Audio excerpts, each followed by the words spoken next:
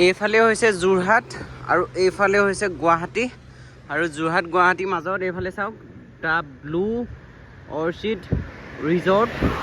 আৰু মই কিয় দেখাইছোঁ জানেনে ইয়াত? আৰু ইয়াৰ ফ্ৰণ্টতে আছে আমাৰ এয়া চাওক, মই বস্তু এটা দেখাই আছোঁ। অৰ্চিড ৰিজৰ্টৰ ফ্ৰণ্টতে মই বস্তু এটা দেখাই দিছোঁ।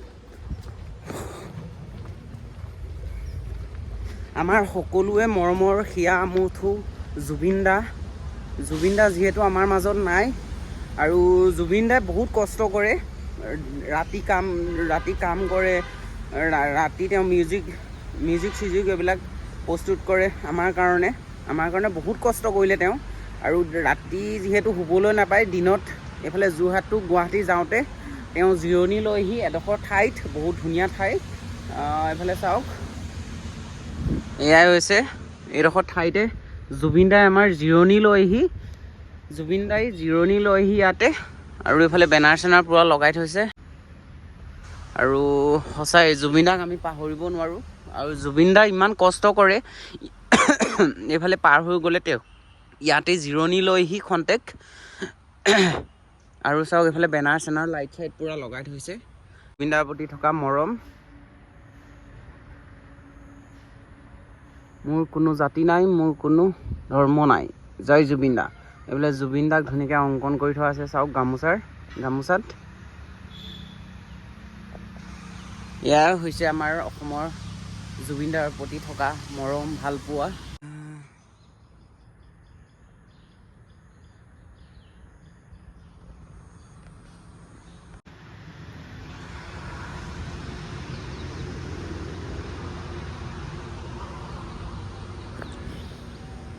জুবিন দাই যিহেতু ৰাতি কাম কৰি বেছি ভাল পায়, ৰাতি কাম কৰি দিনত যদি এইফালৰ পৰা আমাৰ যোৰহাট টু গুৱাহাটী এইফালে অহা যোৱা কৰে, তেতিয়া খন্তেক জিৰণি লৈ আমাৰ ইয়াতে চাওক দ্য ব্লু অৰ্কিড ৰিজৰ্টৰ ফ্ৰণ্টত ইয়াতে জিৰণি লৈহি জুবিন দাই।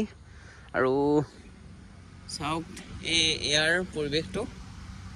আৰু এইডোখৰ ঠাই হৈছে জুবিন দাই যিহেতু ভাগৰ যোৱা বোলে খন্তেক ইয়াতে জিৰণি লৈহি। ইয়াত জুবিন দাৰ ফটোও আছে চাওক, এয়া মৰমৰ আমাৰ জুবিন দা।